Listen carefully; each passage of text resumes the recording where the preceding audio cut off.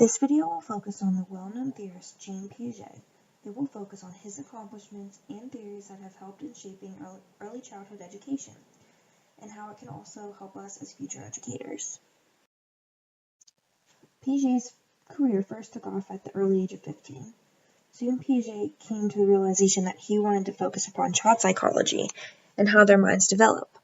As part of his research, he went to Paris to begin his observations. His research began with using standardized tests where he could record the right or wrong answers. Piaget found these tests to become extremely boring. However, he started to show interest towards the wrong answers. He noticed that for a certain age group, they were showing signs of thinking in a very similar way with each other, but a completely different way from anyone older than them.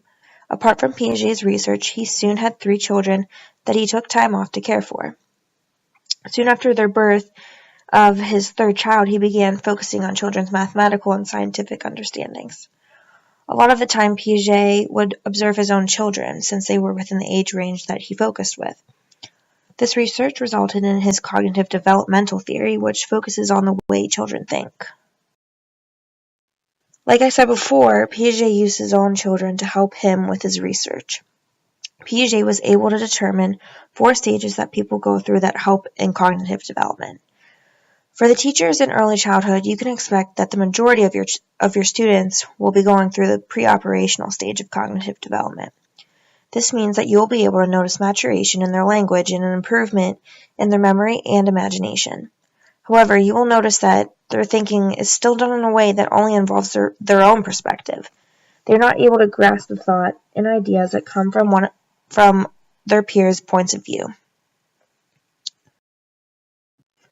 As future educators, it is important to understand the most beneficial ways to set up a learning environment. Piaget never specifically created his theory around an educational setting. However, people have been able to use his theory of cognitive development to understand the best way to set up an early childhood classroom based on the way that they think. You can expect the following if you choose to build a classroom based on Piaget's theory. You will focus on the process of learning and not the end product. You want your students to explore and discover their ideas in order to understand different strategies. It is important to plan activities that are child-centered, that allow for meaningful experiences, that also allow for you to evaluate the level of each of your students' development. During these activities, the students will be working independently, but you should allow them to collaborate with their peers.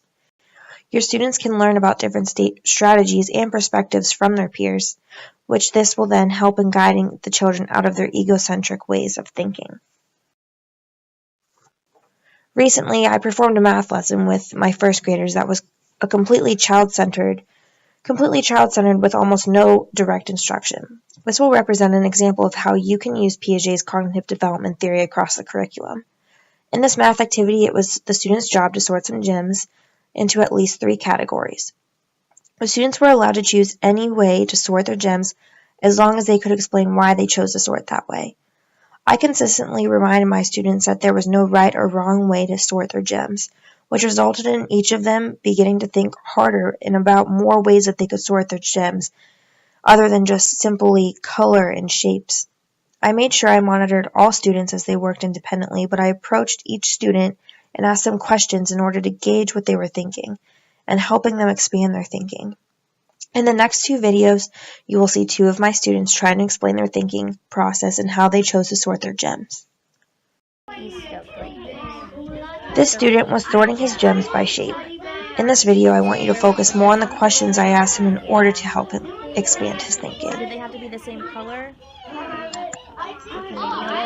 They can be different colors. Do they have to have the same amount of spikes? No. I got a base.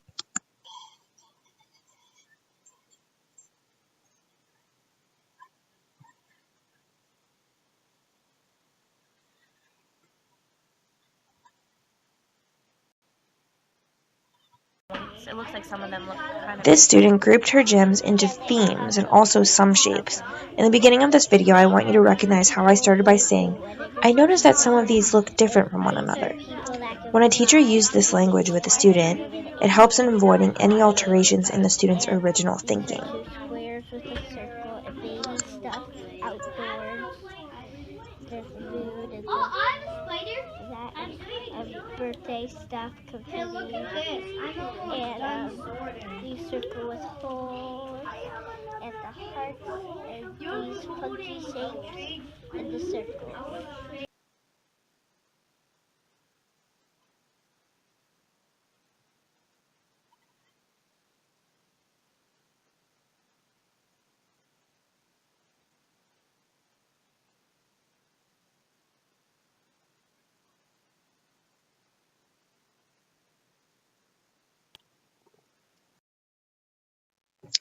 This activity helps students learn about multiple strategies and techniques that can represent their thinking.